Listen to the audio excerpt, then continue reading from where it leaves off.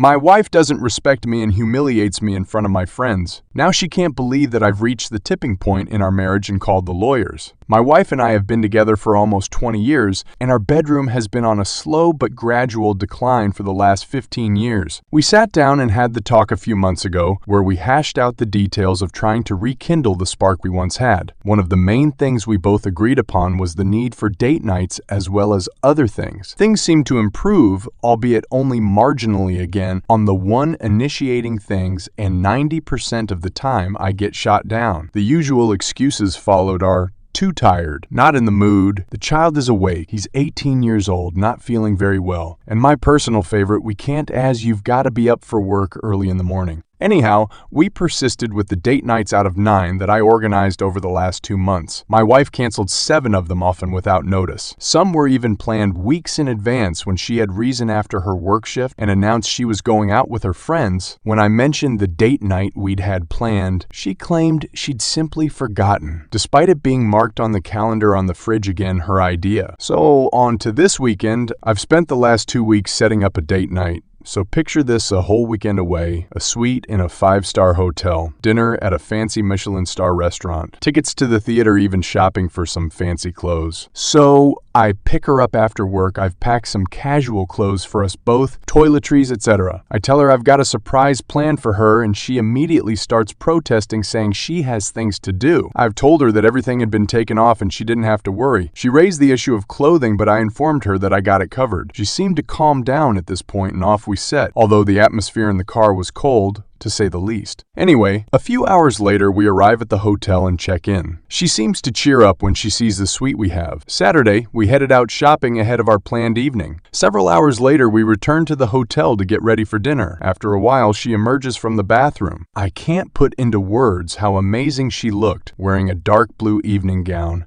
matching lingerie, 4-inch heels, jewelry, hair, and makeup done perfectly. Let's just say my jaw was on the floor. When she saw me staring, she smiled at me and gave me a twirl, and she looked as stunning as the day we tied the knot. So the dinner went as well as it could, although there was very little conversation between us. We took a taxi and headed out to the theater. At least I got a thanks for this part. I'd also arranged for a pair of mutual friends to join us at the theater. So we took our seats and enjoyed the show. Just as the intermission started, I reached over and placed my hand over hers to ask her if she liked the show so far. To my surprise, she snatches her hand away from mine like she'd just been bitten by a poisonous snake. She looked me square in the eyes and proceeded to tell me that whatever I was thinking was going to happen tonight when we got back to the hotel, I could forget it. Her words almost dripping with disdain and venom, also loud enough so several people around us heard. Our friends didn't know where to look or what to say. My wife told me to shift because she needed to use the bathroom. At this point, something inside me just snapped and I got up, apologized to our friends, informing them I was leaving, and I hope they enjoyed the rest of the show. I'd received a text message from my friends just as I got back to our hotel room informing me they'd told my wife that I'd left and that she just shrugged her shoulders. Still seething with mounting anger, I decided I was heading home. So I packed my clothes, caught a taxi to the nearest train station, and managed to get the last train home. This morning I decided to relocate to the guest room. I noticed I needed some new bedroom furniture, so I headed down to IKEA. I've given up building flat packs for the day. My wife, however, has asked what the new furniture is, but I think she realized when she noticed my clothes and other personal items weren't in the master bedroom. She didn't say anything to me until about an hour ago when she asked me why I was being so childish. I politely explained the previous canceled date nights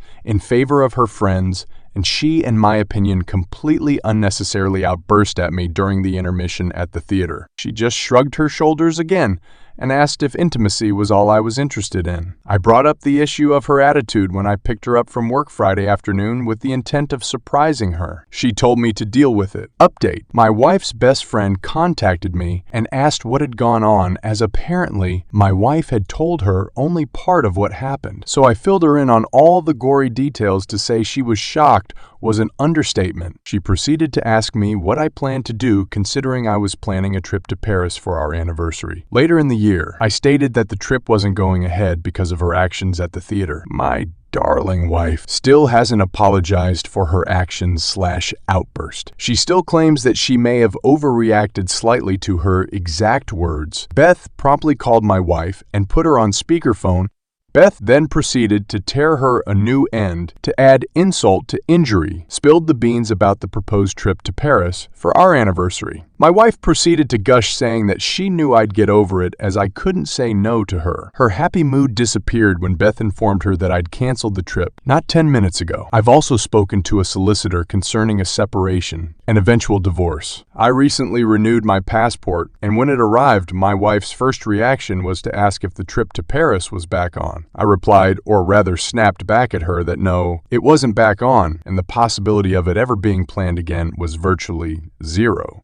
She then proceeded to ask if that was the case, and why did I bother renewing my passport? I replied by stating that I have almost 2 months of holiday time saved up from last year and this year, so I'm planning on flying out to California to see an old friend. Her jaw dropped to the floor. She appeared to be trying to say something, but nothing was coming out. Yesterday morning when I got in from work, I found her sitting at the kitchen table along with Beth. My wife appeared to have been crying by the look of her eyes and face. I then reached into my bag, pulled out 2 A4 envelopes, and placed them on the table in front of her. I then explained the contents of the envelopes. The first one contained a rough draft of a separation agreement drawn up by my lawyer, which would likely end in us getting divorced. At hearing my words, she started bawling her eyes out again. Her friend calmed her down and asked her what she thought I'd do, as she mentioned that during our conversation, Beth had picked up on my cold demeanor and tone. Beth also suggested that my wife had pushed me too far when she humiliated me in front of our friends after I went to the trouble of organizing everything, which it turns out, by my wife's admission,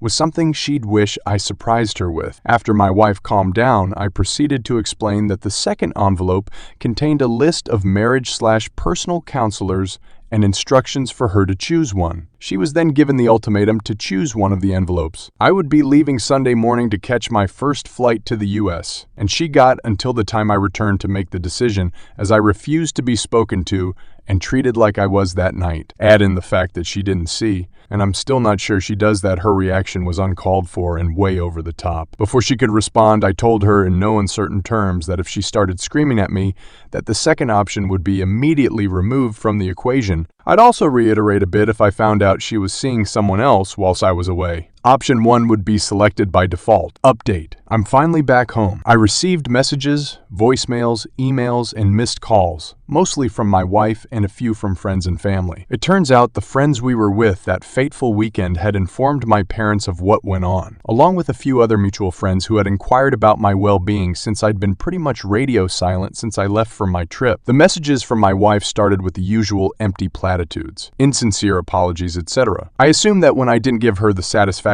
of responding, the messages became more menacing and darker in nature, almost to the point of threatening. I rang her and told her that I'd landed back in the UK and I'd be home after I made a quick stop off at my mother's house. She seemed overly affectionate and sweet on the phone and almost had me wondering if it was the same person I left when I headed out to the US. So I spoke to my mom and laid out everything that had happened and why I took the trip abroad, and she said that she understood but was considerably upset that I left without telling her in person. Anyhow, I get home and my wife practically rugby tackles me the second I'm through the door, again showering me with affection as if nothing had happened at all. She made small talk, asking if I'd enjoyed my trip, asking where I'd been and what I'd saw. I waved her off my lap, sat her down on the sofa next to me, and asked her bluntly if she'd decided the 2 envelopes it presented to her before I left. She simply scoffed at me and asked if it was really serious because she assumed that I was just being childish and throwing a tantrum. I informed her that I was deadly serious about it, and if she'd given it any thought. She just smirked at me and told me to stop being stupid and get over it. My reply was that she'd given me her answer and said, "Thanks for letting me know where I stand." At which point, I rang the solicitor who drew up the 2 sets of papers, and although I hated ringing her one Friday afternoon, whilst she was likely with family, she asked me what choice my wife had made. I informed her that I didn't want to discuss it over the phone and could make an appointment next week to discuss it in person and go over my options. As I wrote down the appointment time, I caught my wife staring daggers at me and looking so red in the face that I thought she might be on the verge of either having a stroke, heart attack, or both. After I'd finished the call, I turned to face her, and before she had time to say anything, I told her she'd made her choice and that I was serious about it. Later, I heard her on the phone sobbing to her best friend about the situation, asking for help on how she could fix the situation. I couldn't hear the other half of the conversation, but from the sobs my wife was making, I could only assume that the advice wasn't what she wanted to hear.